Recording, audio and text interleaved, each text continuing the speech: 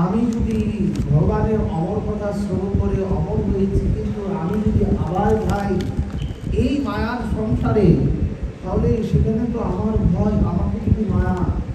এটাই ভগবান বললেন দৈব ঈশ্বাগ্রময়ী মম মায়া দুরত্তয়া। বললেন অর্জুন, আমার মায়া বড় বলবান, আমি অনেক সময় চিন্তান্বিত হয়ে যাই। আমার মায়ার এমন প্রভাব, আমি চিন্তান্বিত হই। দৈব ঈশ্বাগ্রময়ী মম মায়া দুরত্তয়া।